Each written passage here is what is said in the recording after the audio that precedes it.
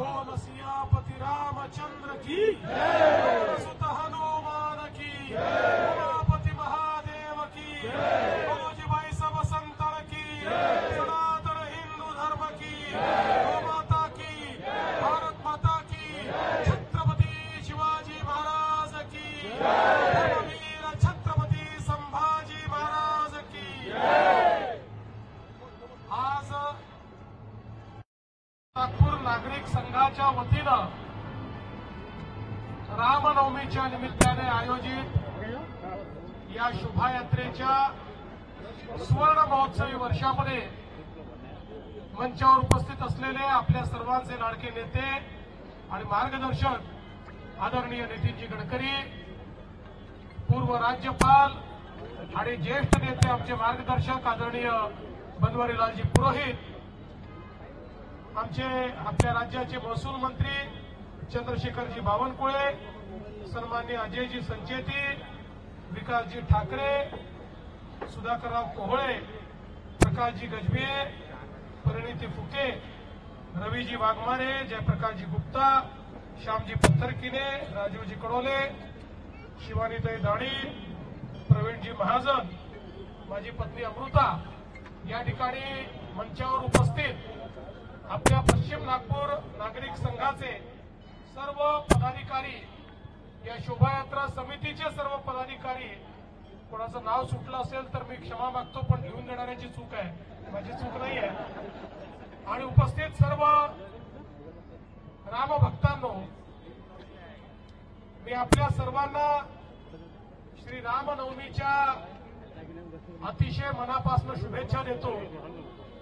प्रभू श्रीराम जे आपले राष्ट्रपुरुष आहेत, ज्यांनी खऱ्या अर्थानं उच्च जीवन मूल्य काय असतात हे आपल्याला शिकवलं, मर्यादा काय असतात हे आपल्याला दाखवलं, आणि खऱ्या अर्थानं आपण असं मानतो की ज्याचा उल्लेख नितीनजींनी केला की सर्वोत्तम राज्य कुठलं तर ते रामराज्य, कारण रामराज्य म्हणजे भेदभाव विरहित राज्य, रामराज्य म्हणजे सत्याचा विचार करणारं राज्य, आणि रामराज्य म्हणजे प्रत्येक व्यक्तीला अधिकार देणारं राज्य।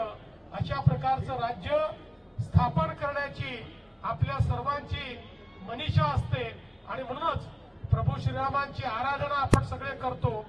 खऱ्या अर्थानं आपल्याला कल्पना आहे की प्रभू श्रीरामांनी